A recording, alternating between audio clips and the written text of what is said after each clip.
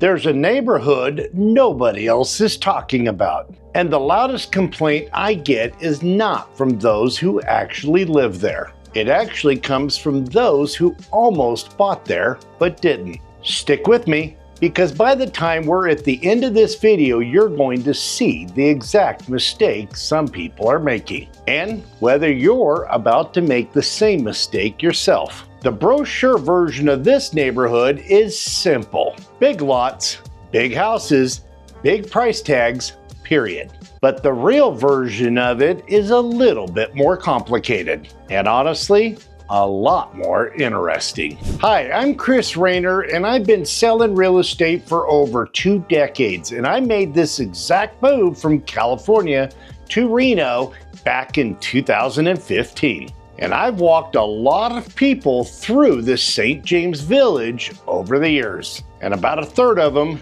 didn't end up buying. And that third? Well, that's the third that nobody puts in videos. So today, I'm going to show you what it's actually like to live there, including the parts that most tours skip. And by the end of this video, well, you're going to know exactly who this neighborhood's for and who should probably just keep on driving. Here's the first thing that throws people off, and that's because when you step into this neighborhood, it feels like you just got done driving about 2 hours into the mountains. This community is loaded with tall Jeffrey pines, dark skies, and the kind of quiet that makes you lower your voice without even meaning to. All of this, except you didn't end up driving 2 hours. You're literally only 15 minutes out of town. And this neighborhood is located in the southwest corner of Reno, right in between the Galena Forest and Washoe Valley. The Reno-Tahoe Airport is only about 20 minutes. Whole Foods is also only about 20 minutes away. And Costco is only about 25 minutes away, whether you pick Reno or Carson City. One of the most awesome things is you will only be about 15 minutes from your front door to Mount Rose Ski Resort. And downtown Reno is only about 25 minutes away. I had a client that was relocating out of the Bay Area that literally pulled up to the gate, rolled the window down, and drove through slowly. He didn't even say anything for almost 30 seconds. And then he turned and looked at me and says, "Is this what it's like to really live here?" And that's the moment that most people stop shopping for a house and start imagining their life in a completely different facet. But here's one area where people genuinely get it wrong, and they think quiet means isolated. It doesn't. It just literally means quiet. This is the neighborhood that you can truly pull into and unplug. And for an honest downside, you're trading walkability for all that privacy. So if your version of a good Tuesday afternoon is simply walking down to the coffee shop, this is not it. You're going to be driving yourself to that coffee shop. It is a beautiful drive, but still, nevertheless, it's a drive. Now, let's talk about what's actually built here, because the architecture matters more than most people think. And that's because almost everything in St. James Village is a custom build. It's mountain contemporary, Tahoe Lodge, timber frame, and some craftsmen. And then there's even a little bit of modern. Most of the homes in here are going to range from about 3,500 to 6,000 square feet, with the estates being 8,000 plus square feet. And for the lots, those are going to typically range between 1 to 4 acres. So if you're coming from a typical subdivision or urban area where 6,000 square feet described your lot and not your house, then this changes how you experience space. You're not buying just bedrooms. You're buying distance from the road, from the neighbors, and from anybody else's decision affecting your quiet. But an honest downside is bigger houses and bigger lots does equal bigger maintenance. And the HOA dues reflect that. It comes with snow removal, landscaping, and private road upkeep.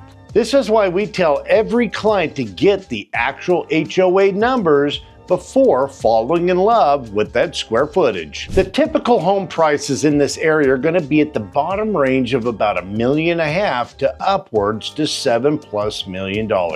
And those HOA dues are going to range you between $300 to upwards of $800. But before we get into the part that actually makes this neighborhood different, let's get one honest gut check on the seasons. Because I don't want anybody moving into this neighborhood based on a summer drone shot. St. James Village sits at roughly 5,700 to 6,300 square feet, and you need to understand that our snow levels are at 5,000 feet.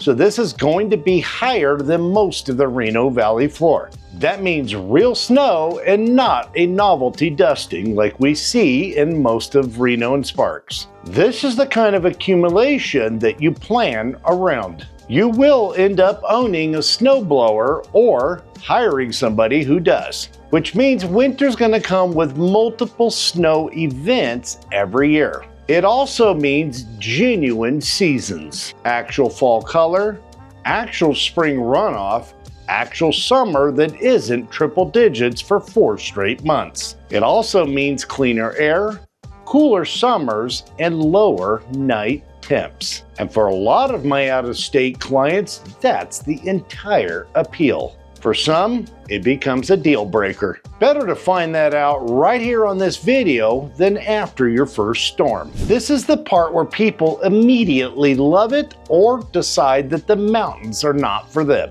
And honestly, either answer is completely fine. Just make sure you answer it before you buy and not after the first storm. But let me tell you why St. James Village was actually built backwards. Most developments start with one question: how many homes can we fit for this acreage? The St. James Village actually asked a different question. They asked how much of the forest can we leave completely alone? St. James Village is also approximately 1,600 total acres, and currently it only has about 450 planned home sites.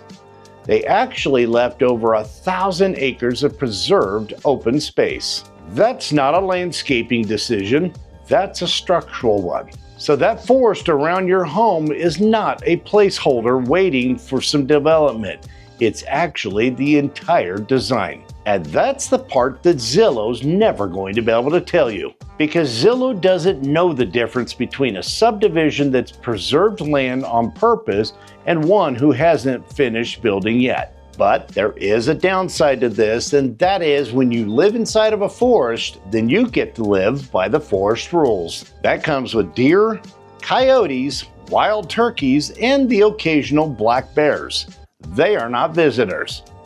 They're now your neighbors. You're going to also want to understand defensible space and wildfire insurance before you sign on the dotted line. And that's because I've been in this industry long enough to see a lot of buyers get broadsided by this at the closing table. Fortunately, none of my clients have ever experienced it because we'll go over this in detail. And speaking of surprises at closing, this is usually where the two-state part of move gets really complicated. So if you're selling in California while trying to close on a replacement property here, you're running the 2 escrow timelines and the 2 sets of paperwork that don't talk to each other. That's exactly what my wife Cindy handles. She has over 3 decades of both escrow and lending, and she's the one that helps keep all of that running smoothly and keeps them from colliding together. It isn't glamorous, but it is the difference between having a smooth transaction and a very stressful one. So back to that mistake that I mentioned at the top, here's the objection that nobody actually vocalizes out loud. And that's when the question stops with, can I afford this? And turns to, am I giving something else up? And for most families that we serve, that becomes the real question. And for some people, yes. If what they actually wanted was the energy of a busier neighborhood, then this, in my opinion, is one of the most private communities in the entire Reno Metro. But for the right buyer, no. It feels like they're finally catching up on how they've wanted to live the entire time. The people who don't end up buying in the St. James Village are not generally turned off by the price or the drive. They're actually turned off by what they actually thought they wanted. They actually come in picturing a trophy, the biggest lot, and the most private gate.